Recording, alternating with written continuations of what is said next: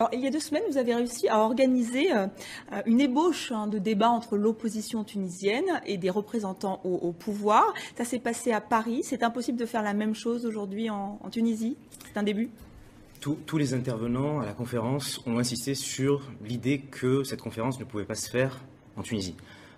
Nous, on le regrette, mais on a estimé qu'il fallait que cette conférence ait lieu. Elle a eu lieu à Paris, elle a eu lieu à Sciences Po, et on peut considérer que c'est un événement exceptionnel pour une raison simple, c'est que pour la première fois, les partis d'opposition et les proches du régime, ou certains membres du régime de Ben Ali, ont discuté ensemble. Qu'est-ce que vous cherchez à faire avec ce genre d'initiative ? L'idée simple, c'est que il y a ce sentiment qu'en Tunisie, il y a une tendance au macartisme, c'est-à-dire que quand vous discutez avec les gens du pouvoir, ils vous disent « vous ne pouvez pas approcher, vous ne pouvez pas discuter avec des gens de l'opposition ». Puisque si vous discutez avec des gens de l'opposition, vous êtes opposant. Donc vous, ils vous considèrent comme un opposant ? Ils pourraient me considérer comme étant un opposant. Mais pour l'opposition, les choses se passent à peu près de la même manière. C'est-à-dire que si vous discutez avec des gens du régime, on considère aussi que vous êtes acquis au régime. Nous, on a considéré qu'il y avait un intérêt général qui primait et puis qu'il fallait que ces gens-là débattent ensemble.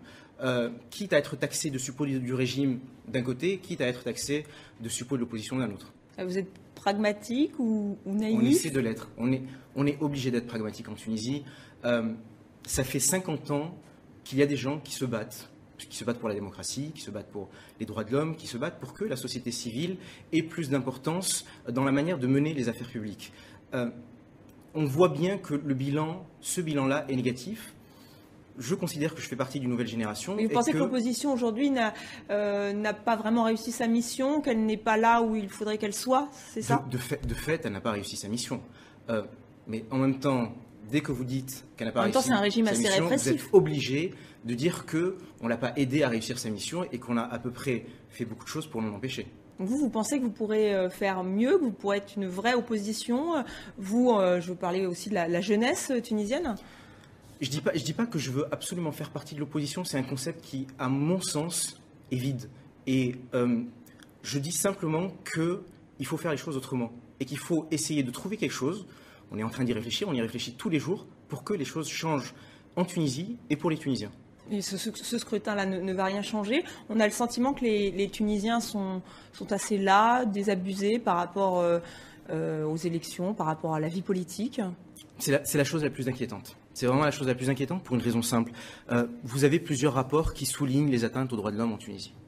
Amnesty International, AFIDH, beaucoup de militants aux droits de l'homme. C'est provocateur ce que je vais dire, c'est pas ça qui inquiète le plus. C'est très inquiétant.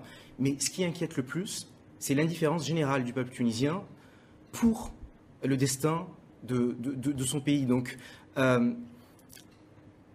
justement, comment changer, comment inverser la tendance ? Comment vous expliquez cette lassitude, vous ? Elle s'explique facilement. Vous avez un régime qui a essayé et réussi à dépolitiser la société civile.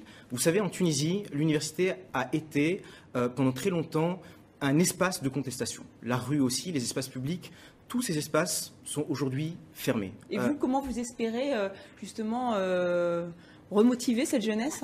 Eh bien, je crois qu'il faut arrêter de faire des annonces, il faut arrêter de faire des communiqués où l'on se plaint de telle ou telle atteinte. Il faut aller directement chez le citoyen pour lui expliquer les enjeux et pour lui expliquer que le patriotisme, c'est de défendre les intérêts de son pays et que l'intérêt du pays commande aujourd'hui d'urgence que l'on s'y intéresse. Et vous pensez que c'est possible ? Vous l'avez fait déjà ? Il faut le faire. Je pense que cette conférence a été un premier pas. Vous savez, on a réussi à réunir 350 personnes, ce qui est beaucoup. Les réunions de l'opposition ne réunissent pas autant de gens.